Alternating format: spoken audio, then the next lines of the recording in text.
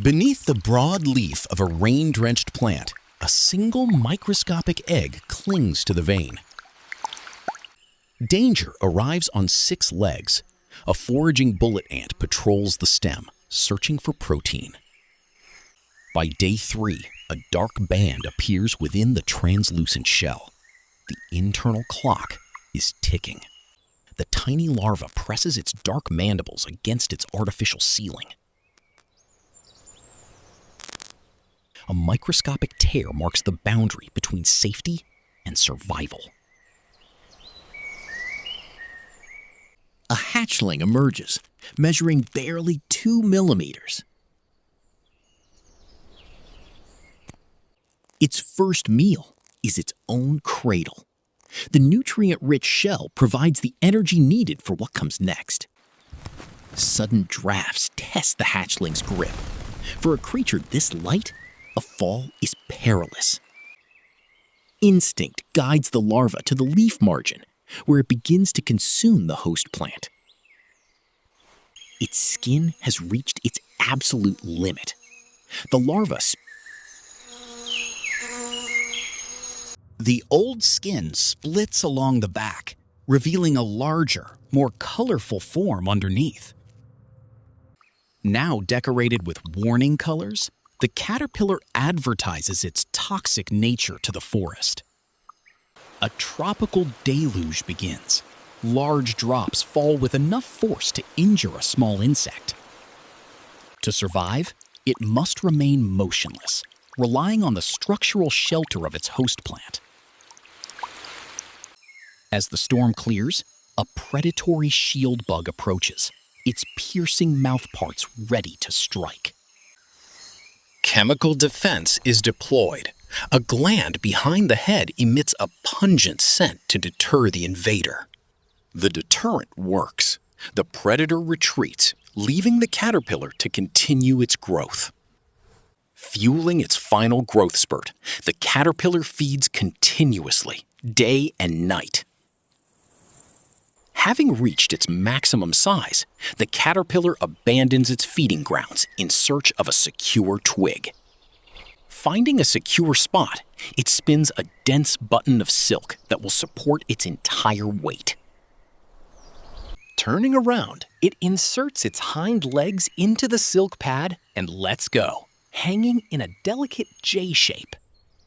The final larval skin splits behind the head. The inner structure begins to reveal itself. With rhythmic contractions, the old skin is pushed upward, compressing into a tight bundle. In a critical maneuver, the pupa attaches its rear hook into the silk before discarding the old skin completely. The pupa hardens into a smooth green shell, mimicking a harmless leaf to blend with the foliage. Inside, a profound transformation occurs. Tissues liquefy and rebuild according to a genetic blueprint. On day 17, the green shell thins, revealing the electric blue pigments of the wings inside. The chrysalis splits. The adult morpho struggles to pull its heavy, fluid-filled body into the open air. Clinging to the empty shell, it pumps hemolymph from its abdomen to expand its crumpled wings. The transformation is complete. Fully expanded, the iridescent wings catch the sun. The newly formed wings are finally dry and rigid. A subtle contraction of the thoracic muscles prepares the insect for flight. Nearby, a predatory jacamar watches from its perch. With a sudden push, the butterfly launches. Its first flight is erratic, bouncing through the dense plant stems. A sudden downdraft pushes the insect toward a spider's web stretched across the path. Landing on a damp leaf to rest, the butterfly closes its wings.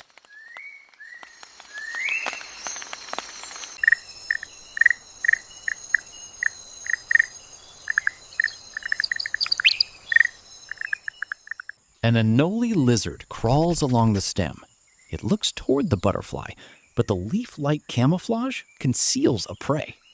Sensing proximity, The butterfly flashes its wings. The sudden burst of electric blue startles the predator. Taking flight once more, it climbs steadily upward, escaping the dark dangers of the forest floor. Flying past massive tree trunks covered in epiphytes, the butterfly enters the mid-story. Energy requires sustenance. The butterfly descends toward a tree wound, leaking nutrient-rich sap. A territorial stingless bee attempts to defend the food source, circling the larger visitor. Fed and warmed, the butterfly continues its climb, passing through a canopy gap where a fallen giant has let in the sky. Reaching the roof of the forest, the wind is stronger, requiring precise wing adjustments. A cluster of fermenting wild figs on a branch provides a rich source of carbohydrates. The butterfly drinks the fermented juice, acquiring the necessary energy for territorial defense. Another male enters the sunbeam. A territorial challenge is triggered. They spiral upward, attempting to outmaneuver each other using flashes of blinding blue light. The intruder retreats, leaving the resident male to reclaim his sunlit perch. Day 19. A female morpho enters the territory. The male initiates a courtship flight, fluttering in close, rhythmic circles around her. Receptive to his display, she leads him down into the sheltered mid-story, away from the windy canopy. Settling on a broad leaf, they pair. This quiet union represents the culmination of their struggle. Hours later, they separate. The female begins her search for host plants to deposit her eggs. The male returns to the high canopy, warming his flight muscles for his remaining days of life. A sudden tropical storm begins to form. Dark clouds quickly block the sun, cooling the forest. The wind violently shakes the branches, forcing the butterfly to seek immediate shelter under a thick leaf. Rain lashes the canopy layer. The butterfly's closed wings shed the water, keeping its body dry. Day 20. The storm passes, leaving the forest canopy sparkling with morning light.